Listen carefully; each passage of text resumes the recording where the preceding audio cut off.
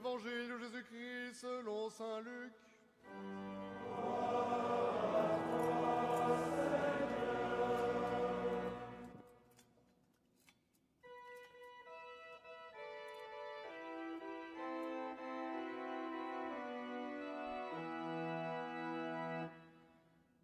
En ce temps-là, Jésus disait à ses disciples, « Restez en tenue de service, votre ceinture autour des reins et vos lampes allumées.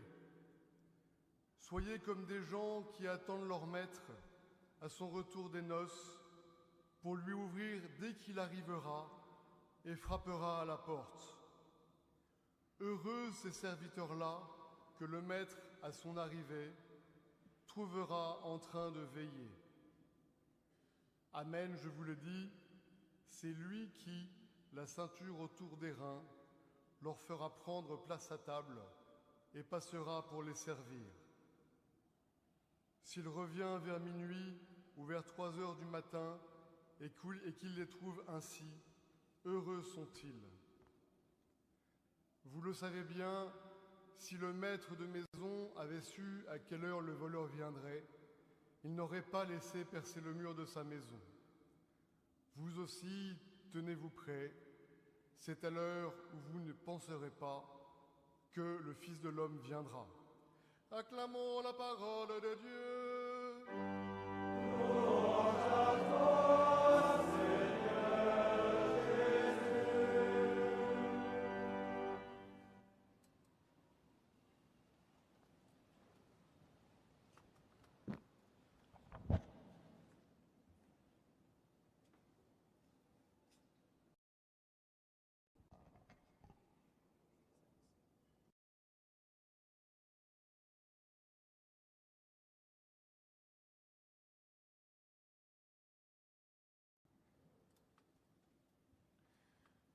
La logique voudrait que, d'abord, nous prions pour les défunts et qu'ensuite, nous allions et nous orientons vers la vie éternelle. Or, le calendrier liturgique inverse cette logique.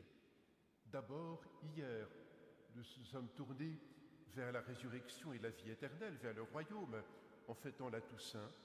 Et aujourd'hui, nous prions pour tous les fidèles défunts. La chronologie, presque spontanée, se trouve inversée par le calendrier liturgique. Pourtant, s'il en est ainsi, si on a commencé par célébrer la Toussaint, pour ensuite prier aujourd'hui pour les défunts, ce n'est pas sans raison. En effet, commencer par affirmer le 1er novembre qu'il y a la résurrection, qu'il y a la vie éternelle, c'est ensuite, en ce jour du 2 novembre, regarder autrement la mort.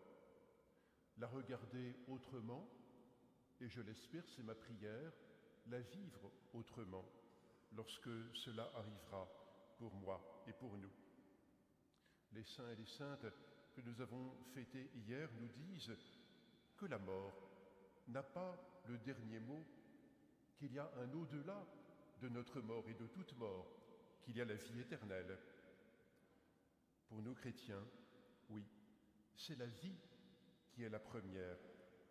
Et cela parce que nous croyons que notre Dieu est le Dieu de la vie, le Dieu qui crée la vie et le Dieu qui triomphe de tout ce qui s'oppose à la vie. Si le Christ n'est pas ressuscité, notre foi ne veut rien dire, écrivait l'apôtre Paul. Oui, l'ordre du calendrier exprime l'ordre de la foi. La foi des chrétiens est donc de toujours affirmer l'importance de la vie. Et cela a une conséquence. C'est pour nous de défendre la vie lorsqu'elle est abîmée ou lorsqu'on porte atteinte à la vie. La foi en la vie éternelle, en même temps, elle donne un sens à notre vie terrestre. Tout n'est pas joué ici. Et ce que nous construisons ici est appelé à demeurer, à être transfiguré, à être purifié pour que nous entrions dans la vie éternelle. Et cependant, la foi en la vie éternelle apporte du relatif à la vie terrestre. Notre vie terrestre n'est pas le tout de notre vie. elle n'est pas toute notre vie, il y a un au-delà. Maintenir la vie terrestre à tout prix, au prix de tous les acharnements, ne manifeste pas cette espérance en la vie éternelle et en la résurrection. Pour autant, les chrétiens, comme bien d'autres, se refusent à supprimer délibérément une vie. Autrement dit, à pratiquer, il faut le dire clairement, à pratiquer l'euthanasie active. Quel est le rôle de la famille, des amis, du personnel médical? Est-ce de déclarer qu'une personne n'a plus la qualité pour vivre et d'encourager ou de souhaiter sa propre mort? Comment regardons-nous les personnes atteintes dans leur corps et dans leur esprit? Est-ce d'une manière ou d'une autre, en se disant qu'il vaudrait mieux pour elles qu'elles soient mortes? Notre rôle, nous le savons, est plutôt d'aider chacun à comprendre que même lorsque la vie est blessée, même lorsque nos facultés sont diminuées, l'humanité est bien là. Elle doit être reconnue, respectée et aidée, parfois modestement. Non pas par un grand discours, il est facile de parler à un micro, même dans une homélie, mais lorsqu'on est là à côté d'une personne qui souffre, d'une personne qui se demande si sa vie vaut encore le coup. Pas de grand discours, nous le savons bien. Être là, tenir une main, être une présence, c'est sans doute cela qui a le plus de prix pour la personne qui vit cette souffrance. Contrairement à ce qu'on nous dit parfois, le choix n'est pas entre les souffrances ou l'apaisement de la mort. Le choix, c'est l'apaisement des souffrances et l'encouragement et le soutien de la vie. Le choix, c'est bien sûr d'apaiser les souffrances corporelles et psychiques grâce aux techniques que notre temps heureusement développe. Et notre choix, c'est l'accompagnement humain, affectif, religieux, qui aide à se reconnaître toujours comme participant à la même destinée humaine. Au lendemain de la Toussaint, de la fête de la vie et de l'éternité, l'espérance chrétienne n'oublie pas la mort. Et nous prions aujourd'hui pour tous les défunts. L'espérance chrétienne n'oublie pas ce qui nous scandalise et qui nous révolte. Et en effet, nous avons à être révoltés devant toute souffrance et devant toute mort. Pourtant, parce que nous croyons en la résurrection, nous pourrions être tentés de penser que la mort n'est rien. Si on a la foi, on accepte la mort parce qu'on sait que la vie éternelle est là. Pourtant, la foi chrétienne ne nous fait pas nous taire devant toute souffrance et toute mort. Jésus lui-même n'a pas fait comme si la mort n'était rien. Il a traversé la mort dans la solitude et dans l'épreuve, dans un grand cri et dans les larmes, dit la lettre aux Hébreux. Et Jésus n'est pas resté indifférent à la mort de ses amis. Lorsque Lazare est mort, il a pleuré la mort de Lazare. Il a soutenu Marthe et Marie et il a rendu la vie à Lazare. Les saints et les saintes que nous avons fêtés hier, pour beaucoup d'entre eux, ont eu aussi à vivre la violence et l'injustice. Ce n'est pas parce qu'ils ont suivi le Christ que les difficultés de la vie leur ont été épargnées. Nous le savons, vous le saurez, la foi chrétienne n'est pas une assurance qui préserve des épreuves de la vie. Ceux qui ont la foi connaissent comme tous la maladie, l'épreuve, et on traversera tous la mort. Et puis il y a aussi la persécution, spécialement liée à la foi.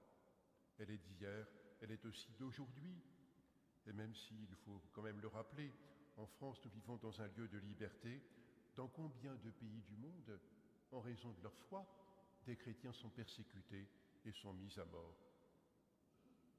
La paix de l'Évangile est souvent un combat, mais elle est aussi un refus des injustices, des mensonges, des violences et de la souffrance. Un combat et un combat spirituel.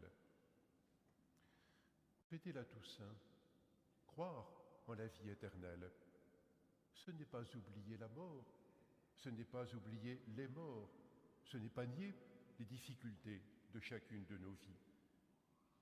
Bien sûr, hier, l'évangile des Béatitudes nous a parlé du bonheur, mais nous l'avons entendu, le bonheur est bien loin d'être un bonheur facile. C'est un bonheur qui ne se tait pas devant les situations injustes, un bonheur qui n'est pas insensible aux souffrances, un bonheur qui endure la fidélité malgré les reproches et les persécutions. C'est là la fidélité à laquelle vous êtes appelés. Fidélité à laquelle la promesse donne un corps pour vous. Une promesse qui parfois peut être un combat à vivre, comme l'est notre foi. Mais un combat qui n'est pas pour détruire les autres, quels qu'ils soient. Un combat en nous-mêmes, un combat spirituel, et un combat pour espérer que tout être humain est capable d'accueillir la parole de la vérité. Cette parole que nous avons mission d'annoncer à temps et à contre-temps. Bien entendu, la Toussaint est un jour de joie, un jour de fête, mais une joie qui a su et qui sait traverser les épreuves et découvrir que les épreuves, les échecs, les souffrances et la mort n'ont jamais le dernier mot. Prier aujourd'hui pour les défunts nous interdit donc à nous chrétiens de vivre dans le rêve d'une vie lisse et d'une vie facile.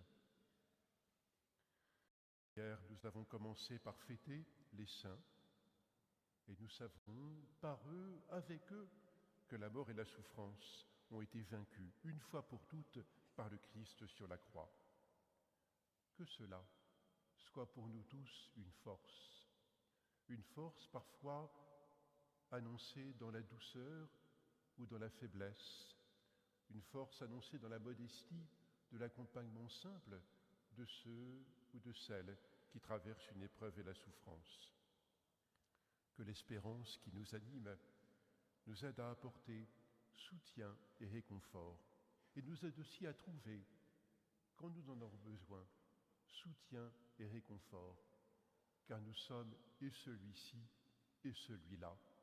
Nous sommes parfois le fort qui soutient celui qui traverse l'épreuve, et nous sommes aussi celui qui est éprouvé, qui ne sait pas, qui ne sait plus, qui se demande si Dieu est là, et qui à ce moment-là est heureux d'avoir quelqu'un qui, par la parole ou par le geste, le soutient et l'aide à avancer.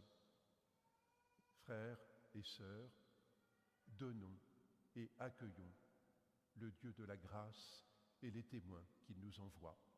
Amen.